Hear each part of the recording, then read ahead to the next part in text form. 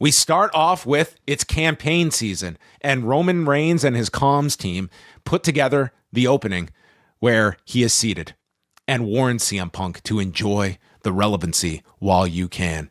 He said, "You lied about my history." And boy, Roman Reigns going back into the archives, okay? He clearly in possession of a WWE Google Drive for this video. And he juxtaposes Punk's recent promos about how I brought the Shield up into WWE, and we cut back to 2012 when he denies having anything to do with the Shield, how he doesn't need wise men, and we see old clips of him with Paul Heyman, and I don't surround myself with yes men, and we cut to the Straight Edge Society, and we get some shots of the Shield here, and how he also came here to make money, not friends. And we get CM Punk's Instagram photos with Cody, with Roxanne Perez, with Bayley. You loser. You came and made friends, you liar. Okay, Phil. all the other ones I get as, like, you know, shots, right? Like it's Roman pointing out his hypocrisy in saying that, okay, Roman needs the Usos. Meanwhile, Punk has used the Shield in the past. He doesn't surround himself with wise men, yet he did lead the Straight Edge Society, which was essentially a cult built around him. But I don't know if, like, insulting him for saying that he wasn't here to make friends and proving that he did make friends is exactly like the thing that'll make him look No, don't. It's about making friends. Yes. Well, folks, we're only 6 days away. The Zebros explode this coming Sunday. Yeah.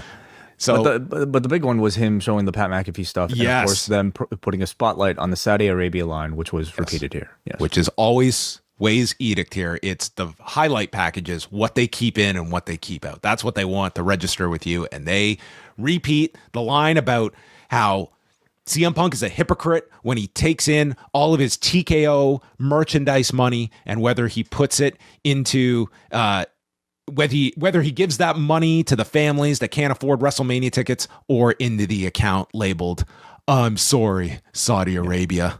Yeah. So they clearly wanted to make that, like, drive that line home. And I think it's one that, like, and no response from Punk either in terms of anything with Pat McAfee on this show, which in a nutshell, I was glad that they didn't waste time on it, but it's almost like it just, all the insults land. And what was the purpose of Pat McAfee's comments on Friday if tonight was only, and it's not like they even ignored them, like they prominently featured them here at the start of the show. Yeah, I guess maybe they could argue the point was for them to use in this video package on behalf of Roman Reigns, sort of like pointing out Punk's hypocrisies. I still don't really like it. I didn't like it when they brought it up as a part of the story for John Cena versus CM Punk in Saudi Arabia. I especially don't like it because all these months later, we've yet to get an actual response from Punk in storyline talking about what exactly happened. Why the change of heart? And you're still not getting it here. So I just think it's one of those things that continues to make Punk actually look bad. And not that it will affect his pop at all, because at this point he feels very bulletproof. He came out of that Cena program perfectly fine. More popular than ever, you can argue, but to a certain core base who still believes, or at least at once was really dedicated to him as like an authentic voice, I think like the repeated mention of this whole Saudi Arabia thing just continues to weather that. And, you know, it makes him look like more of a character than just a real person. Maybe it's a post-WrestleMania thing where the guy sits in the middle cross-legged to educate us on autocratic governments. Yeah, maybe. So from there, Reigns says that tonight Punk has one chance to tell the truth or else I will. And then this message has been approved by your tribal chief at the end. I don't know if that was necessary. I didn't think it was. It did not fit this guy at all to say this goofy line at the end, but they couldn't help themselves. And then Roman Reigns comes out for the final segment. We got long walkout entrances from Roman. Then CM Punk walks through the crowd, and I swear to God, he might have taken 10,000 steps on his way through the Golden One Center here. He walked so slow. And Punk refers to the cold open as a political smear campaign. But Punk is here to tell the truth. Do you imagine Punk being at the part of a smear campaign? It's quite an accusation. Yeah. Punk is here to tell the truth. He says, I thought about it for the last few weeks, and I hate you. I hate you because I envy you. Which is actually how Wei Ting describes his friendship with me sometimes. He says that this is all that I ever wanted to do, and I envy that it was handed to you. And I hate that you had the belt for 1,316 days. And I hate it because I know how hard you worked to be that great. I hate the number of times you've headlined WrestleMania and the way I feel about envying that stat. He says Sika was a great man, a great wrestler, a Hall of Famer. I love and respect the old timers, and I hate the fact that I invoked your father's name in vain. I'm sorry for that storyline that we did for that 1 week and then moved on from it.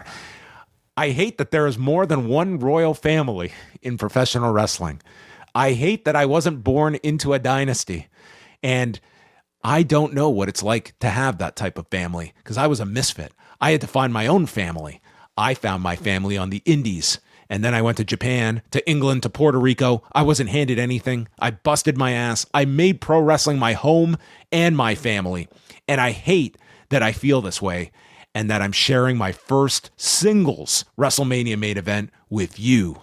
I've got gold around my waist, and Sunday I'll have gold over my head after Sunday. What do you think about the Punk portion before the Reigns response? So it came in a direction that I totally didn't expect, and that was CM Punk, who I think is known for, just trash talking, admitting vulnerability and admitting wrong and apologizing even. So I love that direction. To me, like this sort of conversation without the need to be physical, without the need to even shout, I kind of felt was the perfect antidote to everything we've had over the past weeks with the Pat McAfee stuff and even Punk's, rebuttal. And then Roman Reigns, I was waiting for him to take out his iPod from 12 years ago. Remember this podcast you did? That would have been the go home segment. Reigns says those That's are probably the next political the next smear campaign. Yeah. Those are probably the truest words you've ever said until the end. He says, I hate you too. And I have for a long time, mainly for the relationship you have with the fans, because I hope when I leave that they miss me as much as they missed you, chanting your name for 10 years. No one can deny the connection you have with the fans, but your time is up. This nostalgia act, this experiment is done.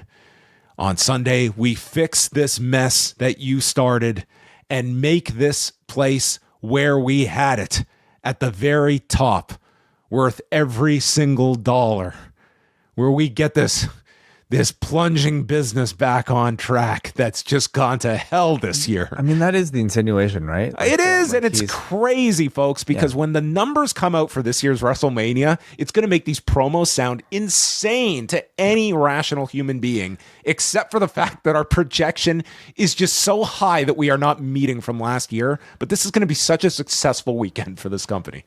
And you would never know it based on what they're saying here. Like, you would think this is a struggling promotion. This is both WrestleMania main events now, acknowledging that there is something wrong with the modern state of WWE. And of course, like if you're a fan, if you're an online fan especially, you would recognize that, whether it be the ticket prices or like the creative. But to have the wrestlers themselves like talk about it, even in Roman Reigns here, like in a kayfabe sort of way, and certainly in Pat McAfee stating it in a not so kayfabe sort of way, it's crazy to me. Like, don't buy tickets for night 2. It's ass. Yeah. Yeah. Mm-hmm. I like the segment though. I thought it was like a different tempo from these two. It really felt like this is a big match for Sunday. And when they turned Randy, like I thought like there was even like discussion, like people were like suggesting, it's like, is this hot enough? Like this could even go on night 2. And man, the McAfee thing, it just took that one down many pegs for me. And this has really solidified itself as the main event of the weekend. And a couple of weeks ago, I would have said it like it was, I would say both title matches, I think, had their merits to them. I think McAfee has really harmed the other title match with one more episode to go. Yeah, I thought this was a money segment, and again, I love the fact that we didn't really get any sort of work shoot bullshit here. No pull aparts, no shouting, just great like personal story driven talking between like the two top guys in the company. So I felt again like it was a wonderful sort of counter to the overabundance of like I don't know, just bitch calling, like insulting each other for like going to Saudi Arabia, or like the one of like dozens of pull aparts on every single week in this build. I love the fact that this felt different from all of that. You're old. Yeah, well, your dad passed away. So, no, I thought it was a great segment. Overall, like the Raw before Mania, like this is not a show about matches. Like this is a show about selling you on the show. And I've got to say, this final segment that they did here and that Obafemi one, like to me, those were like A+ segments. I thought they were really strong stuff for. Your mileage might vary throughout the rest of the card and other programs, but those are the two big ones that they pushed on this show, and I thought they did a very effective job for those two matches in particular. It is WrestleMania month at postwrestling.com. Wei Ting and John Pollock go live all WrestleMania week beginning Monday, April the 13th. Sign up for the Post Wrestling Cafe and you will get live shows all week long leading into our coverage that weekend of WrestleMania 42. This month, we're also bringing you reviews of Spring Break 2 from New Orleans in 2018 and a special Patrons Pick edition of Rewind Away. Sign up now at postwrestlingcafe.com, and this month, new subscribers get 50% off for the first month. Head on over to postwrestlingcafe.com.